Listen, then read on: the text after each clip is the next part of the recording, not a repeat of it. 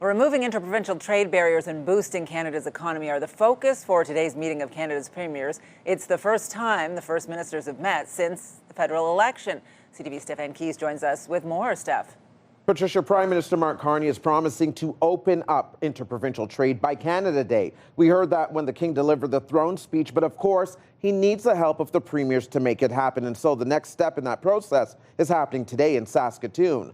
The premiers arrived in Saskatchewan with a wish list for interprovincial projects and calls for federal dollars to be spread around. And the Prime Minister did invite this, Carney telling the premiers that he wanted to hear provincial ideas for nation-building projects. And as you know, the meeting comes as Canada is in the process of redefining its relationship with the United States during this current trade war.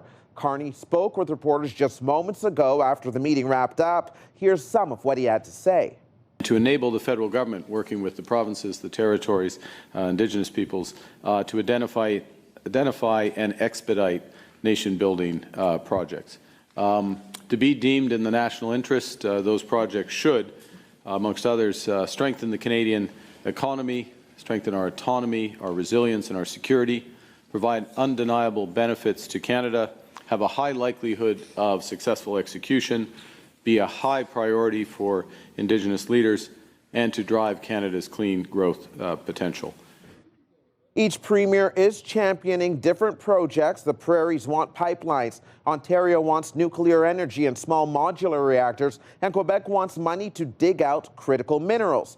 During the campaign, Carney vowed to slash federal approval times on major infrastructure projects, a step that is considered critical to convert Canada into an energy superpower. But it's not expected the federal government will release a short list of projects to be fast-tracked, even though each province has their own priorities. Some analysts suggest it could be a misstep if there aren't major and sincere commitments to the West as the Prairies push for an economy-boosting pipeline. Though the Prime Minister has a strong economic pedigree, he also has strong concerns for the environment, Patricia, and so we will have to see what actually develops in a concrete way and how quickly. Absolutely. CTV's Steph Keys live for us tonight. Thank you.